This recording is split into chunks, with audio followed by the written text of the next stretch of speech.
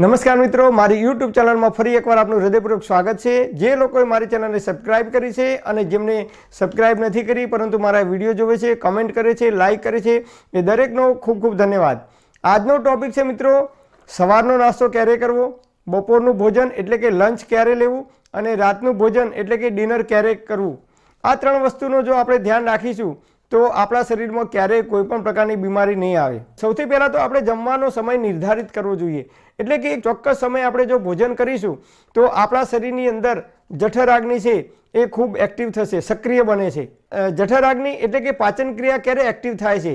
આયુર્વેદ મુજબ સૂર્યોદય પછી 2 થી 2.5 કલાક સુધીનો જે સમય છે ત્યારે આપણી પાચન ક્રિયા ખૂબ એક્ટિવ થાય છે, એટલે કે જઠરાગ્નિ ખૂબ સક્રિય હોય છે। તો આ સમય દરમિયાન જો આપણે કોઈ પણ ભારે ખોરાક ખાઈએ તો એ જલ્દીથી પાચન થાય છે।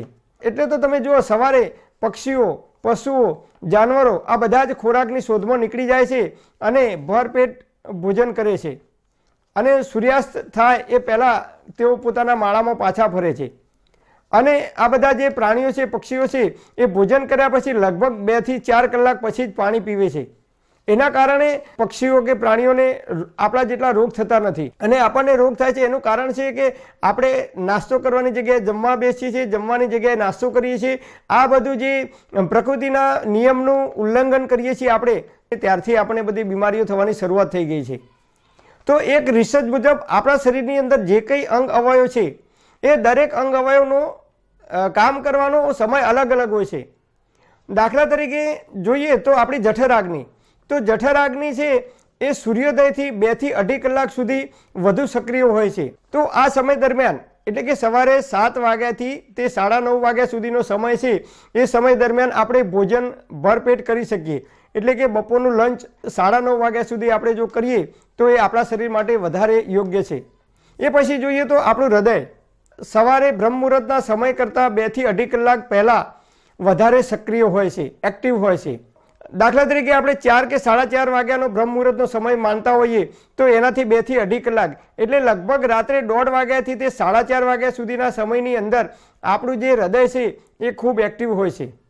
એના કારણે તમે જુઓ, મોટાભાગના લોકોને હૃદયની જે બીમારી થાય છે, હાર્ટ એટેક આવે છે, એ 99% લોકોને રાત્રે 1:30 વાગ્યાથી 4:30 વાગ્યાના સમયની વચ્ચે જ આવે છે, કારણ કે આ સમયે આપણું હૃદય ખૂબ એક્ટિવ હોય છે। એ જ રીતે લીવર છે, કિડની છે, એ દરેક અંગોનો અલગ અલગ સમય હોય છે।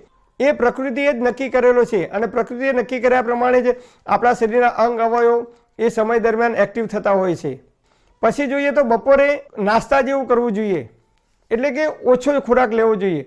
અને રાત્રે તમે જુઓ તો રાત્રે સૂર્યાસ્ત થાય એ પહેલાં પક્ષીઓ પોતપોતાના માળામાં જતા રહે છે। પક્ષીઓને તમે રાત્રે જમવાનું આપશો તો પણ એ રાત્રે નહીં જમે, કારણ કે એ પ્રકૃતિના નિયમ પ્રમાણે ચાલે છે અને એટલે એમને કોઈ રોગ થતા નથી।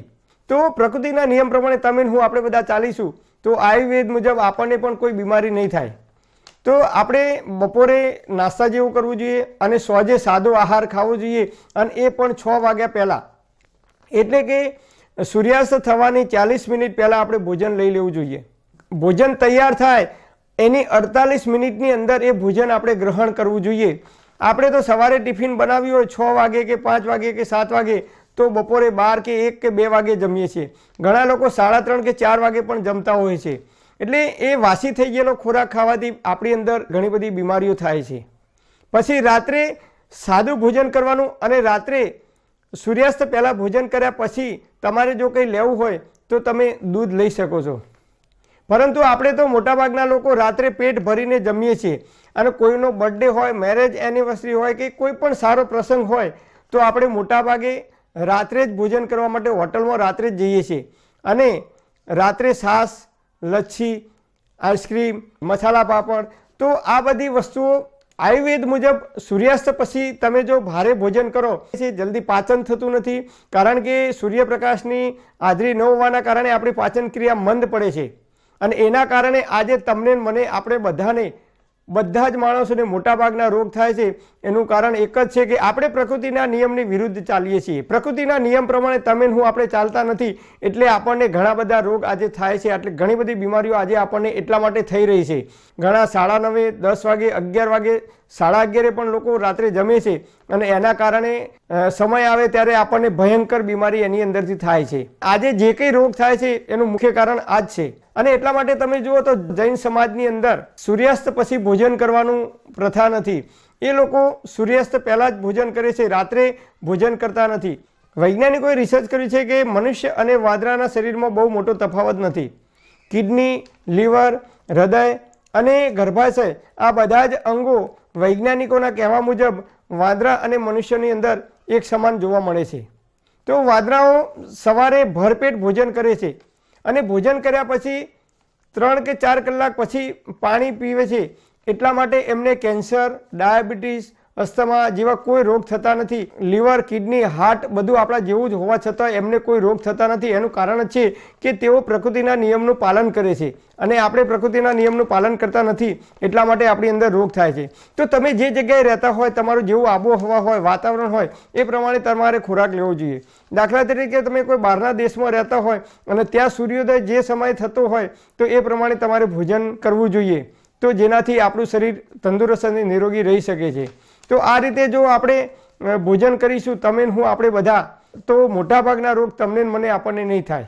તો મારી આપ સર્વને વિનંતી કે શક્ય હોય ત્યાં સુધી પ્રકૃતિના નિયમો પ્રમાણે જો આપણે જમવાની ભોજન વ્યવસ્થા આપણે કરીશું તો આપણે જલ્દીથી બીમાર નહીં પડીએ અને ઘણી બધી બીમારીઓ આપણી અંદર નહીં આવી શકે.